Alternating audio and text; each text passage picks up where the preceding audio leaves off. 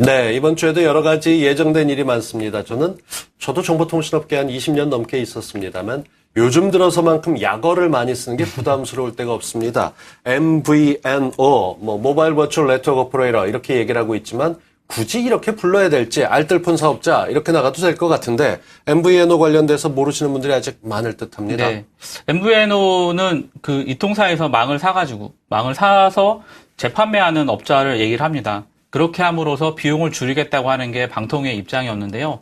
실제로 이통사들에서 제공하고 있는 망을 재판매 업체들한테 하는 비용이 싸게 결코 주지 않고 있기 때문에 실제적으로 많은 비용 절감이 이루어지진 않고요. 네. 원래 방통위에서 요구했던 부분들은 기본료 인하를 할 수 있는 방법이 없었기 때문에 MVNO나 그다음에 제4이동통신을 도입을 해서 가격을 인하를 하겠다는, 통신요금 인하를 하겠다는 그런 목적에서 만들어지게 된 것입니다. 원가를 조금 적게 줄여서 싸게 가져오게 되면 도매에서 소매 팔듯이 소매 파는데 가격은 인하되는 효과가 있을 거다. 이렇게 MVNO가 시작이 됐고 제법 시간이 흘렀는데도 아직 많은 분들이 잘 모르고 계십니다. 그래서 저희가 이 대형마트의 MVNO 진출설에 관련돼서 기존 업체들 위기감을 느끼고 있어서 온세텔레콤의 김태경 상무를 만나서 말씀을 듣고 왔습니다. 화면 보시고 이야기 나눠보시죠. 그래서 이제 제가 보는 관점에서는 결국 작년 7월보다는 올해 연초에 CJ가 시작하면서 이제 이 MVNO가 시작됐다 이렇게 지금 말씀드릴 수 있을 것 같고 한 6개월 지났지만 아직 홍보나 이런 것이 좀 덜 된 부분도 있고 하반기부터는 좀 더 본격적으로 지금 MVNO가 활성화될 걸로 보고 있습니다. 지금 일부 이제 우후죽순 많은 사업자들이 이제 진출하게 되면 좀 어려운 점이 더 많겠지만 지금 나오고 있는 몇 개의 마트라든가 이런 부분들은 사실 MVNO 활성화 차원에서 더 도움이 된다고 봅니다. 그 이후에 20개, 100개 이렇게 들어오기 시작하면 좀 달라지겠지만 아무래도 이 부분이 결국은 어느 정도의 투자를 하고 하는 사업이기 때문에 영세업체들이 다 들어올 수는 힘들 것 같고 나름대로 지금 해볼 수 있는 데들이 들어오면 괜찮을 것 같습니다. 제가 보기에는. 네. 네, 이 아무래도 덩치가 큰 사업자들 들어오면 흔들리는 게 아닐까 걱정을 할 줄 알았는데 생각보다는 대기업의 참여를 괜찮게 보는 인상입니다. 네, 실제로 중소업체들이 하게 되면 아무래도 통합 품질이라든가 이런 부분에서 우려를 제기할 수가 있는데요. 대기업들이 참여함에 됨으로 인해서 요금에 좀 부담을 느끼는 이용자들한테는 조금 더 저렴한 요금을 쓸 수 있기 때문에 더 나은 결과를 가져올 거라고 생각이 됩니다. 네, 이마트도 준비하고 있고 네. 홈플러스도 하고 있고 롯데마트도 30 나오고 있는데 아직 네. 확실하진 않죠? 대기업들 같은 경우도 이제 재판매 같은 경우는 통신 사업자에 달려 있습니다. 이마트 같은 경우는 LGT랑 제휴를 해서 하고 있는 상황이고요. 나머지 사업자들도 KT랑 SKT랑 같이 달려 있는데 그러니까 똑같이 요금제를 내릴 수가 특별히 요금제를 내릴 수가 없는 이유는 통신 사업자들 재판매하는 요금이 그닥 싸지가 않습니다. 원가가 좀 높게 공급한다. 네, 그렇습니다. 1메가에 얼마 정도 데이터 요금이 나오는지 아십니까, 혹시? 모르겠습니다. 100원에 정도 비용이 듭니다. 1메가에 100원이면은 10메가 정도 쓰면 1,000원인데요. 음성통화 30분 사용 요금이 한 3,000원 정도밖에 안 나오거든요. 네. 그렇게 따지면은 저희 같은 인터넷 세대들이라든가 기타 쓰는 사람들한테는 되게 많은 비용 부담이 될 수밖에 없습니다. 그렇기 때문에 조금 더 많은 업체들이 참여를 해야 하고 그리고 기존의 통신사 업자들이 재판매하는 요금이나 음성망 임대 비용이 되게 좀 적게 해야 될 필요성이 있고요. 실제적으로 모 시민단체에서 조사한 결과 데이터 요금 너무 폭리를 취하고 있다. 실제로 통신사들의 재무제표 현황이나 기타 다른 사항을 좀 추적을 해보면 네. 매출의 상당 한 60% 이상이 데이터 매출이거든요. 그렇기 때문에 통신사들은 데이터 매출을 좀 꺾이지 않게 원하는 그런 부분도 있고요. 네.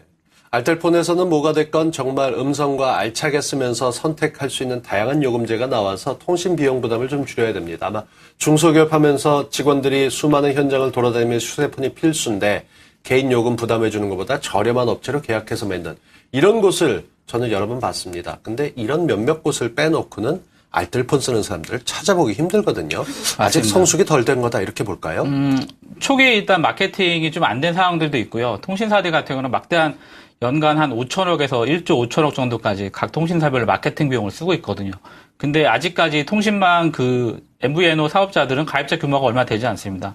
SKT 쪽에서 받아오는 통신망 사업자는 한 20만 정도로 추산이 되고요. 네. 그리고 나머지 KT 같은 경우는 한 35만, 그리고 나머지 LGT가 한 15만 정도로 근데 다 합치면 한 65만 정도 되는 수치인데요. 네. 실제적으로 5천만이 쓰는 거에 비하면 사실은 찻잔 속의 태풍이긴 하지만 10%가 아니라 1% 좀 넘는 수준이네요. 찻잔 속에 있는데 앞으로 아까 작년까지는 많은 제한 사항이 있었습니다. 번호 이동이 안 되고 그리고 MMS를 보내면 MVN에서 MMS를 보내면 3대 통신사에서 문자를 받을 수 없는 뭐 그런 문제도 있었고 그리고 번호 이동도 잘 안 시켜주고 통신사들이 좀 딴지를 걸고 그런 부분도 많이 있었거든요. 그런 부분들이 좀 해결이 되고 요금제가 뭐 궁극적으로는 해외처럼 기본료나 이런 거 사라져야 합당하다고 보긴 하겠지만 그나마 통화량이 많지 않고 데이터량이 적지 않다 그러면 단말기 수급 문제만 해결이 된다 그러면 좀 더 싼 요금으로 쓸 수 있지 않을까 생각이 듭니다. 네.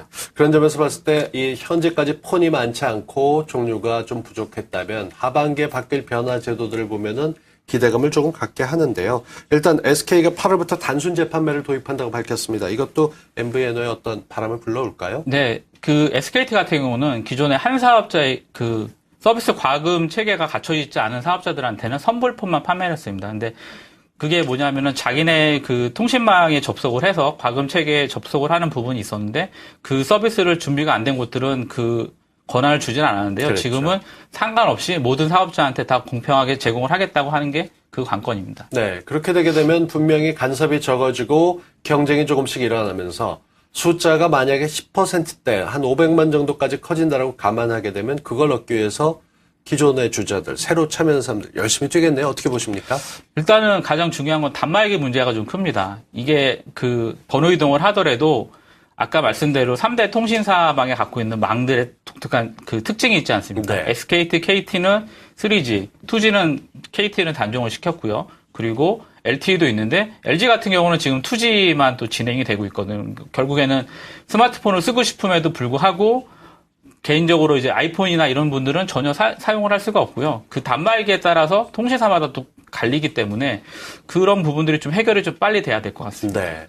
그렇게 정리가 돼서 좀 제대로 합리적으로 풀어나가는 방안에서 새로운 시장입니다. 외국은 이 제도가 들어온 다음에 요금이 10에서 20% 가까이 인하되는 효과가 있었다 그러고 우리도 그거 기대하시는 분들 많은데 통신비 부담 큽니다. 대통령 공약으로 맨날 나오지 않습니까? 이 선거 공약에서 안 보고 현실에서 좀 느껴봤으면 좋겠습니다. I love digital life 보고 와서